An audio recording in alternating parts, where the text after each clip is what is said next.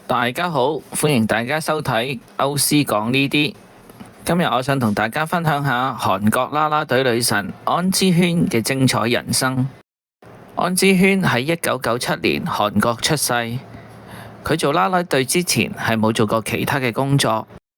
佢喺高中畢業之後，大概18歲左右就直接參加韓國職男首爾三星嘅試鏡，並成功入選。之前佢喺學生時代其實都有接受過啦啦隊嘅培訓，因為佢夢想就係要做好啦啦隊呢份工。佢安之瑄喺2017年嘅訪問入邊提過，20歲嘅佢就已經可以全心全意投入應援嘅工作。不過由兼職轉做全職，真係令到安之瑄生活覺得超繃緊。佢自己都笑稱自己係啦啦隊入邊嘅宅女。高中之前就一直幻想住做呢一行，冇諗過做其他行業，好純粹咁想成為一個出色嘅啦啦隊員。安之瑄從小就中意跳舞同埋表演，學生時代已經參加學校嘅啦啦隊活動，所以練出一副好嘅身材。佢個樣有少少狐狸嘅面型，加上九頭身嘅比例，簡直係天使同魔鬼嘅混合體。安之瑄喺2015年出道，去到2023年就離開咗韓國。佢喺韓國累積咗8年嘅啦啦隊經歷，成為咗第3隊嘅啦啦隊女王。佢嘅威水史真係唔少。首先，佢係超速咁升做隊長。佢出道只係2年，就當上咗樂天巨人同埋培英英雄隊嘅隊長。所以安之瑄唔止靚咁簡單，仲係一個有實力嘅啦啦隊員。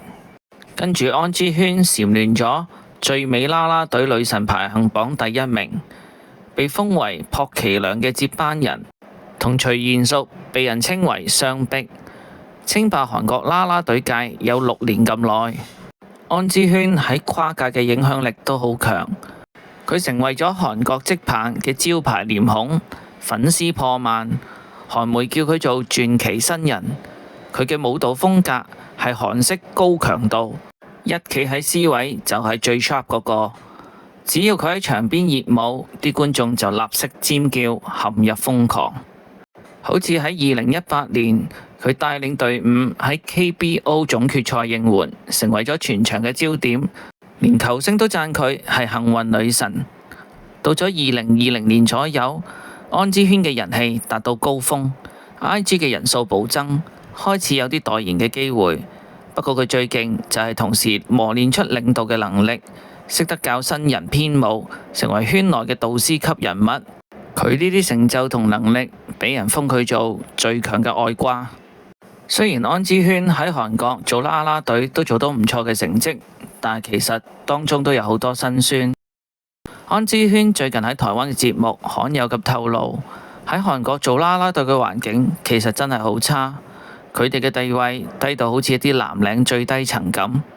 佢喺近10年嘅啦啦隊經驗中，前半段真係超辛苦，身體同心靈受到雙重嘅折磨，訓練非常之嚴格，體力要求亦都好高，但係又要維持到好嘅身材。有段時間佢一日只可以食1餐，仲要喺下晝2點至6點連續跳男男女男嘅應援，真係辛苦到冇人有。佢記得有一次練舞嘅時候扭傷咗一隻腳，但係佢都唔敢停，因為怕俾人換走，失去咗表演嘅機會。另外，安之瑄亦都提到，有部分嘅韓國觀眾對啦啦隊其實都唔係太禮貌，佢哋試過俾觀眾掉雞骨、酒樽，甚至偷拍裙底。面對呢啲荒謬嘅行為，佢哋係求助無門，亦都冇機制去保護佢哋。安之瑄話感覺就好似被當成一件物件咁，唔受到尊重。另外喺韓國做啦啦隊好似睇唔到未來，亦都冇乜前景，收入真係好少，因為球團外包咗俾經紀人公司，對佢哋嘅待遇都好差，曝光嘅機會亦都好少。佢哋除咗喺球場上做啦啦隊之外，亦都冇機會做其他工作。跟住我哋講下安之瑄點解會轉咗去台灣做啦啦隊。其實安之瑄係見到本來喺韓國做啦啦隊做得好好嘅李多慧，突然轉咗去台灣做啦啦隊，並短短喺1年之內就迅速爆紅，名利雙收。安之軒睇到李多慧嘅成功例子，佢睇到台灣啦啦隊文化非常之好，台灣球迷對啦啦隊非常之尊重，表現亦都好親切。更重要嘅係喺台灣做啦啦隊嘅待遇比喺韓國好得多。於是安之軒喺2023年受到台鋼雄鷹嘅邀請去台灣做啦啦隊，本來只係短期嘅培訓。不過最後就愛上咗台灣呢個地方，決定長留喺台灣發展。安之軒去到台灣，除咗做啦啦隊成員之外，亦都兼埋做啦啦隊嘅教練。成隊 Winstar 嘅啦啦隊都係佢訓練出嚟。佢將韓式嘅舞蹈融入咗啦啦隊嘅表演，令到整個啦啦隊嘅表演提升到世界級嘅水平。每當安之軒落場跳舞，啲人就讚佢識得帶氣氛，又夠專業，唔會搶晒鏡，即使唔係企喺 C 位，一樣都係型到爆。大家見到安之軒都會尖叫女神啊！佢真係推高咗台灣啦啦隊嘅表演層次，搞到其他嘅球隊都想學佢嗰套。咁台灣 fans 又點睇安之軒呢？台灣嘅 fans 基本上已經當佢係高雄人。佢唔單止識講台語，仲會落區做一日店長。活動嘅時候又會玩下摩托車，參與地區嘅活動。啲人排晒隊同安之軒打卡。總之有安之軒出現嘅活動都會人頭湧湧。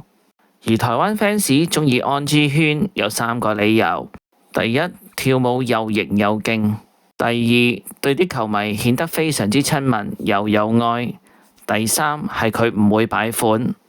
啲台灣球迷係只要喺 IG 見到有安之軒跳舞嘅片，都會留言支持。有啲 fans 仲話佢識得兼顧韓國同台灣兩邊嘅啦啦隊表演，真係冇辜負到最強外掛嘅稱號。去到台灣，安之軒亦如願可以開始跨界嘅發展。佢除咗做代言同接拍廣告之外，仲用台語錄歌。啲機車品牌都揾佢做一日店長。呢啲咁道地嘅活動，安之軒都親力親為，完全融入咗台灣嘅文化。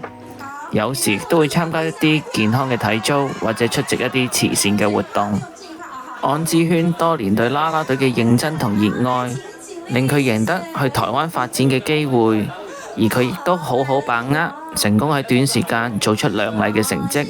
大家日後如果有機會去高雄睇棒球賽，除咗欣賞球隊嘅表現之外，亦都可以順道欣賞安之軒嘅啦啦隊表現，感受一下佢嘅個人魅力。如果你鍾意我條片，俾個 like 我，或者訂閱我嘅頻道，撳埋鐘仔，下次出新片就會通知你。拜拜。